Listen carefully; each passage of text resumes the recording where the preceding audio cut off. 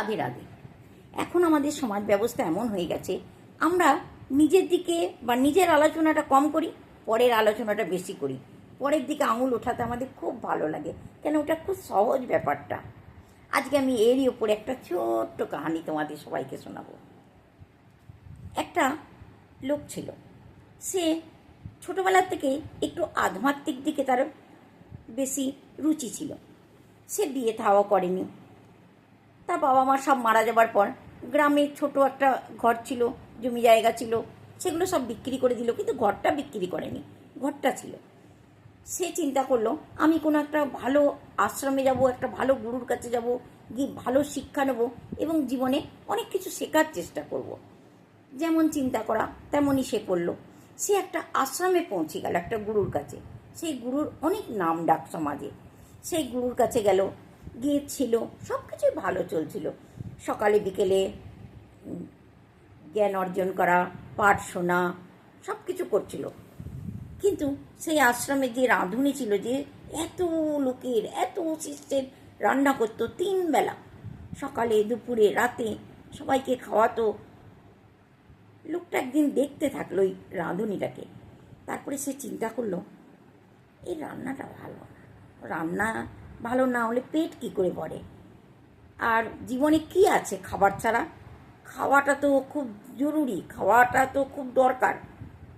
সে গুরুদেবের কাছে গেল, গিয়ে গুরুদেবকে বলল, দেখুন গুরুদেব, কিছু মনে করবেন না, এই যে আপনার রাঁধুনিটা আছে না, ঠিক ভালো রান্না করে না, পেট ভরে না, মুখে সেই রুচিটা আসে না।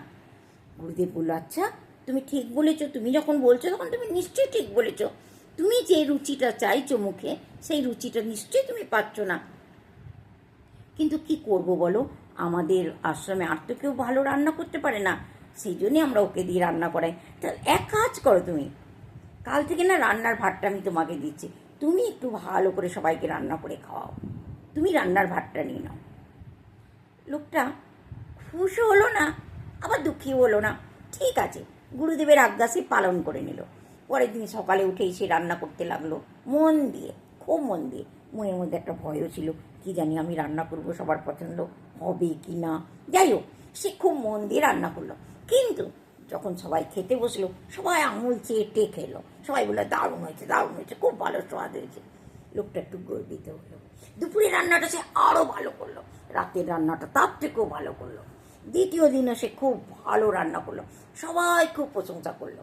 কিন্তু দ্বিতীয় দিন সে দুপুরে রান্না করার পর বলল, গুরুদেব আমাকে কিছু কাজের জন্যে আমি একটু গ্রামের বাড়িতে যাচ্ছি, আমি সকালবেলায় পৌঁছে যাব।